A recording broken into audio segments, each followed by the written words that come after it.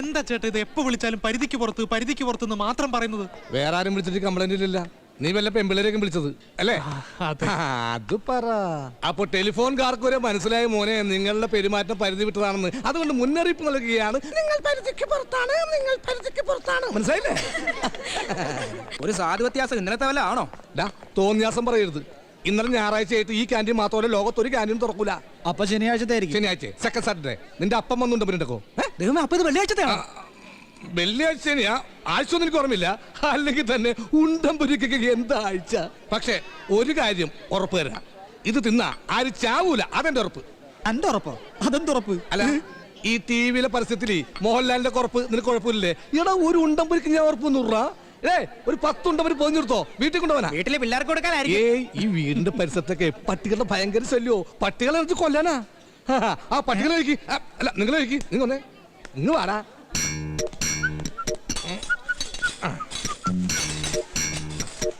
എന്തിനാ? വില തുച്ഛം ഗുണം മെച്ചം. ആരും അറിയാതെ റൂമിൽ വെച്ച് പ്രാക്ടീസ് ചെയ്തു. നന്നായി ബാസ്കറ്റ് ചെയ്യാൻ പഠിച്ചതിന് ശേഷം പ്രേമം പറഞ്ഞാൽ മതി. മീശ പോവില്ല. പിന്നെ വാടകയോ ഒരു ദിവസത്തേക്ക് 5 രൂപ മാത്രം. Only 5 rupees. ഇതെന്താടത് മീൻവല്ലേ? അപ്പ അറിഞ്ഞില്ലേ, ഇവനാ സ്മിതയോട് ഇഷ്ക് പ്യാര്. അതുകൊണ്ട് ഇവൻ തോറ്റാ പകുതി മീശ പോവും. അതുകൊണ്ട് പ്രാക്ടീസ് ചെയ്ത് പഠിക്കാനാ. പ്രേമോ ആണോടാ? അവക്ക് നിന്നോട് ഇഷ്ടമുണ്ടോ? ഉണ്ട്. അവളുടെ ഫ്രണ്ട്സിനെ പേടിച്ചിട്ട് ആ കുട്ടി എന്നോട് പറയാത്തതാ. എങ്കിൽ അവളോട് ആരും ഇല്ലാത്ത നേരത്തെ നിന്റെ ഇഷ്ടം പറഞ്ഞാൽ മതി.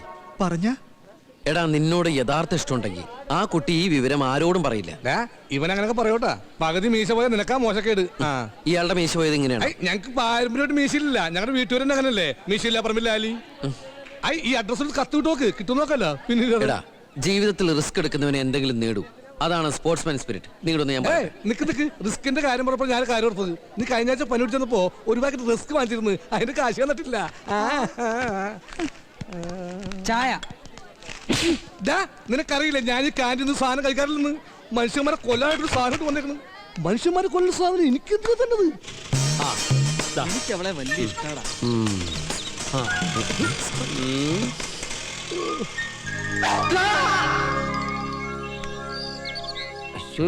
എന്നെ കാണിക്കല്ലേ.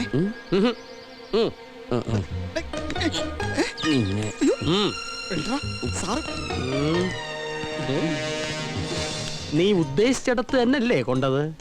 എന്താ സാർ? അല്ലെങ്കിൽ ഇവൻ ഇനിയും ഉന്നം പരീക്ഷിക്കും. സാർ ക്ലാസ്സിലേക്ക് എന്തിനാ വീണ്ടും എറിഞ്ഞു വീഴ്ത്താനാ? ഇനി ഞാൻ സൂക്ഷിച്ചേ നടക്കും.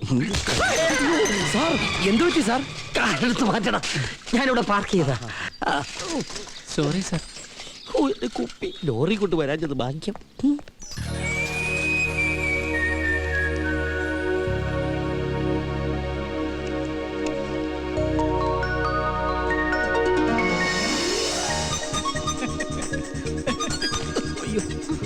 സോറി.